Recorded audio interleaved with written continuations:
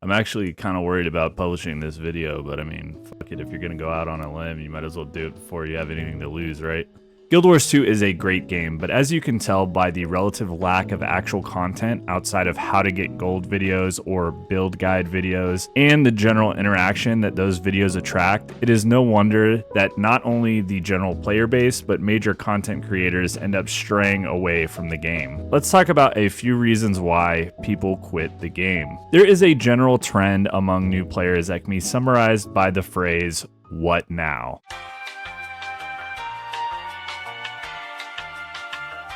The game is structured in an interesting way to not give any significant amount of power increase from different gear sets, with exotic gear being relatively easy to get for any particular class, and the only form of vertical scaling exists in one game mode, which is fractals, and it has no impact on any area outside of it. I have quite a few friends who play more traditional vertical progression MMOs like World of Warcraft or Final Fantasy, and when I try to explain how Guild Wars 2 works, I usually get a confused look of, "Wait, so you've been playing for 12 years and your character isn't any stronger?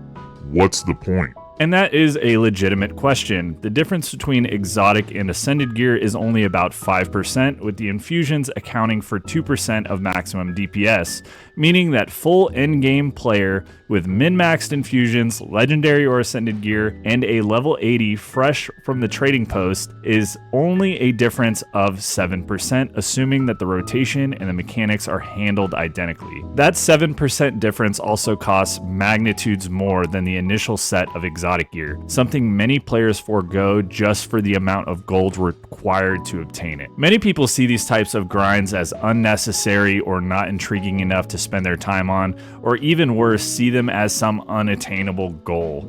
Building legendary weapons, working towards quality of life upgrades, or achievement hunting is really the true endgame content for a player looking to casually enjoy the game. Any content that requires heavy communication, coordination, a fixed playtime for world versus world or static instance group content like raids or sPVP tournaments immediately turn people off of wanting to participate at all. The game also has no good ways of helping players who are interested get involved in these groups.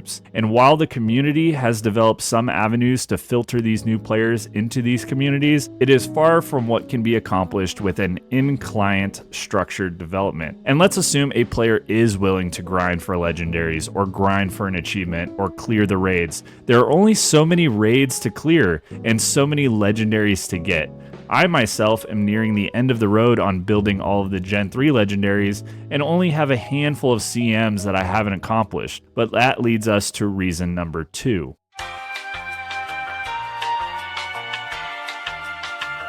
This may seem counterintuitive because you essentially have too much and too little of something simultaneously, and it is directly relevant to the most recent patch, Realm of Dreams, which we will get into shortly. For a newer player, once you blast through the personal story and run around Corteria, if you don't have any of the Living World episodes unlocked, or if you don't have all of the expansions, you are getting thrown into a world of perpetual content. Many of the maps introduced into the game are still lucrative and played in some form. However, content produced in 2012 and content produced in 2018 or 2020 are vastly different in difficulty and to some degree expect a player to have evolved skill-wise to handle the new mechanics. Not only that, but they often don't even know if what they're doing is worth their time. They're flooded with unique map-specific currencies that may or may not have some complicated conversion process to actually get gold from them. They are getting thrown into events and storylines that are out of sequence or lack context to what they have experienced thus far. In short, you don't know what is going on or why things are happening. Imagine, if you will, defeating Zaitan and then immediately going to fight the Aetherblades in Seitung province. Unless you just want to kill stuff, you aren't going to understand why you're even there. The second part is lack of content, which leads us to today with the current release cadence. Brother, what's that? What's that, brother? While every update is permanent and relevant, at the same time, the general lack of new content leaves veteran players with nothing to do. But first, let's define who these players are. In short, they are long-term players who understand the systems that Guild Wars 2 has in place, they can convert currencies, they understand how legendaries are made, and a general understanding of the classes that they play and the gameplay flow. If you ask a veteran what raids are, or what fractals are, or how to get certain materials, they should have some idea of where these things come from or what it takes to partake in them. Veteran players don't always hit benchmark numbers. Veteran players haven't always completed every piece of in-game content. Typically, they play to hang out with a community that they are part of, do some story, engage in the content that is available with some friends. Not long ago, this was established through the old expansion release cycle, where you would buy a completed expansion that introduced new features on day one, mounts, legendaries, etc. And then after a few months, you were introduced to the continuing story or a new plot thread that is generally relevant to what you just experienced with the expansion, often setting up for the next expansion or release. For example, Path of Fire was a story about a fallen god looking to take over Tyria.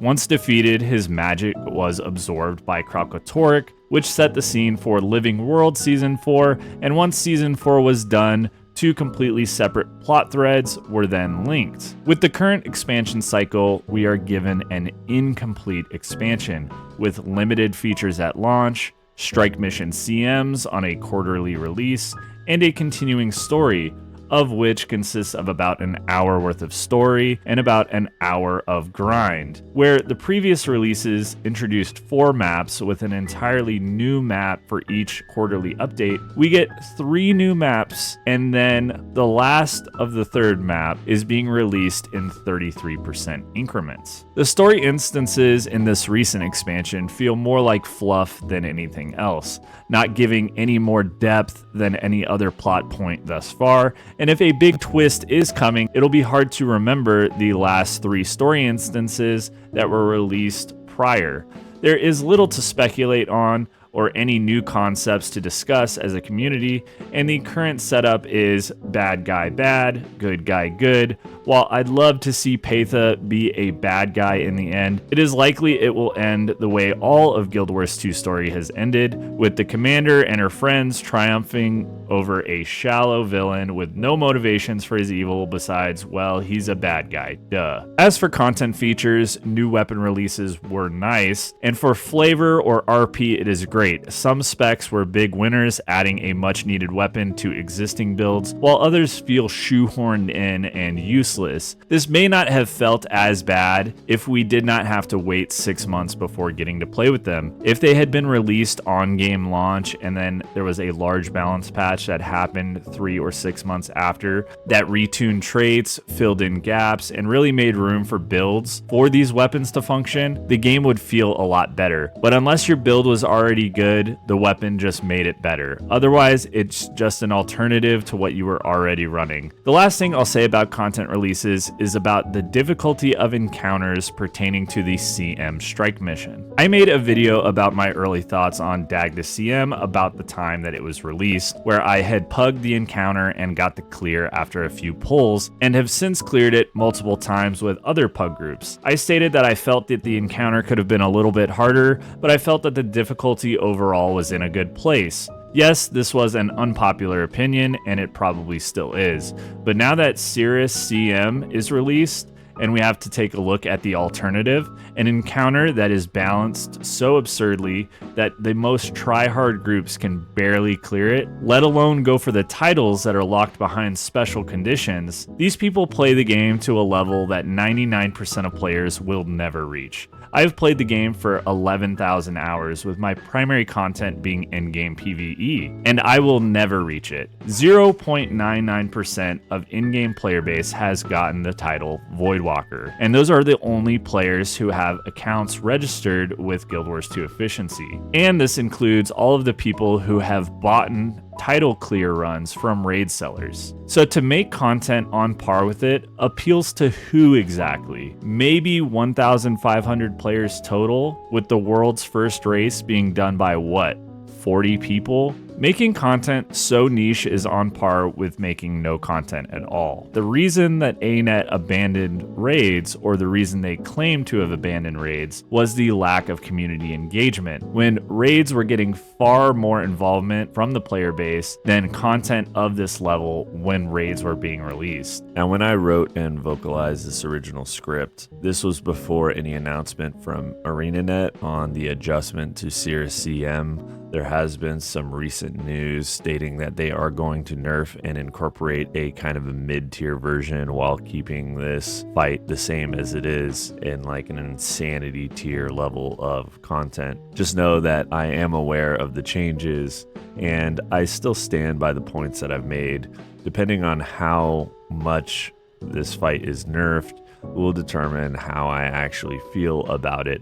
I don't really have a problem with insanity tier level content being introduced if it's for the niche community, but the idea of having a normal mode that is basically a wet paper towel and then having a challenge mode which is insanity tier is a bad look. So if they do actually incorporate these kind of mid-tier fights into the game, it could be better, and I recognize that. I feel like this was an afterthought by ArenaNet. We'll see. It's a good thing, but let's be clear that this was not their intention. We will see what adjustments are made to this fight and see if it does become more accessible for a wider player base. I do think that they did look at the metrics and looked at who was participating and realized like, oh shit, there's literally like nobody engaging with this content.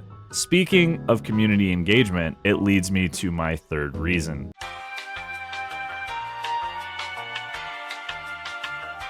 Let me clarify. The Guild Wars 2 community is great, even though it can be narrow-minded or overly forgiving to the studio that produces the game. And I understand that this video is fairly grim with a negative tone and some bad things to say, which is not something Guild Wars 2 is known for. But to make this clear, I've been a player since before Guild Wars 1 Prophecies was actually titled Prophecies. I have God Walking Amongst Mere Mortals. I have a 50/50 Hall of Monuments with 11,000 hours logged in Guild Wars 2. I have over 10,000 hours logged in Guild Wars 1, and I absolutely love this game, this franchise, and have and will be a supporter for whatever comes next. But taking a look at the community around the game will help determine why it doesn't get the recognition it deserves. The community has run and established multiple events and pieces of external media to help bolster the interest and intrigue around the game. Some communities focus on training in-game content like Skane Gang or the Void Lounge. Some do little fun events like the Secret Toy Maker. Some people make add-ons or feature packs like Arc DPS or Blish HUD add-ons, and most of these things are absolutely free. The videos that get produced by myself and many other YouTubers or streamers, they make them for free, and unfortunately, that is the problem. Because you see, Guild Wars 2 has a limited community. The game is a budget-friendly MMO, which doesn't really attract whales because there is no pay to win. They can't pay for power. There is very little to discuss besides build guides, farming guides, or niche achievement guides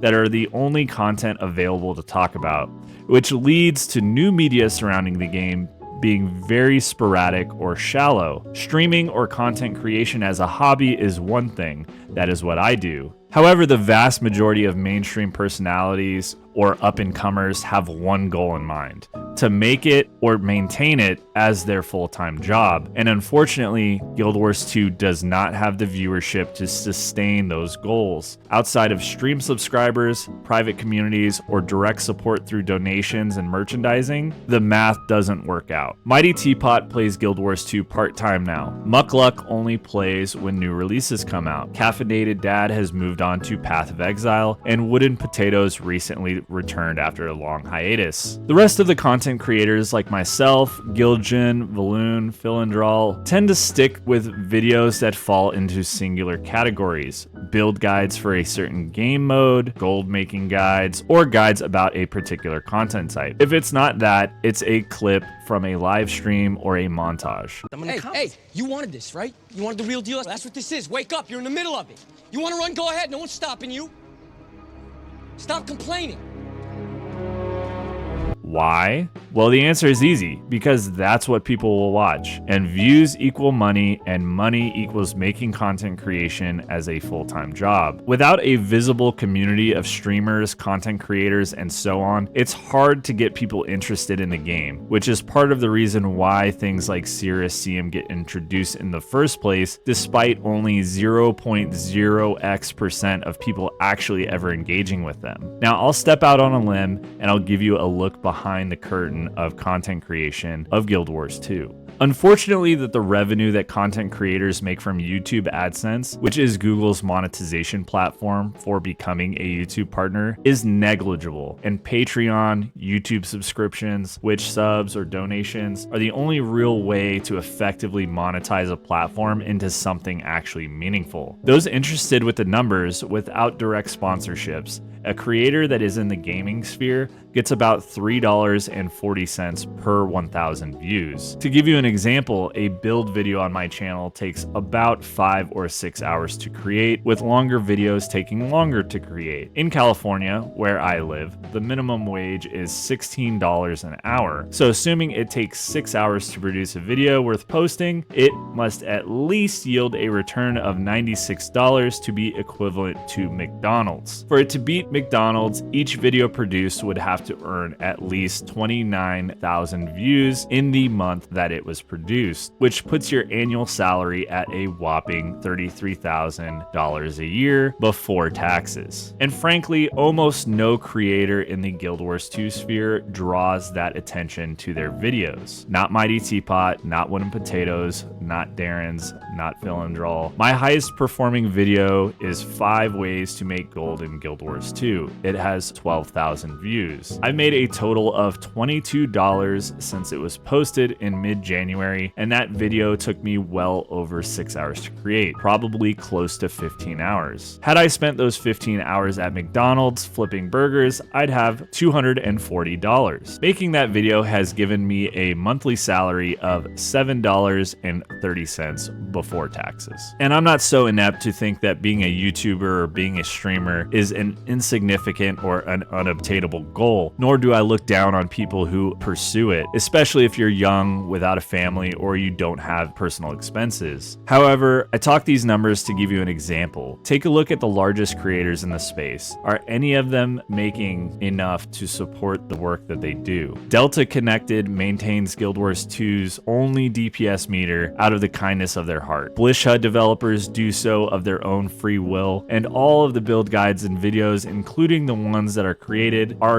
at personal expense of the creators doing them. So if the community wants to remain alive and grow and continue to grow, support the creators that you think bring value to the community with your likes, your subscriptions, and your viewership. Subscribing to my channel is free and more than enough support. I hope this video shed some light on why players and content creators choose to walk away from this great game, but as for me, I'm here to stay. Thanks for watching, and I'll see you on the next one.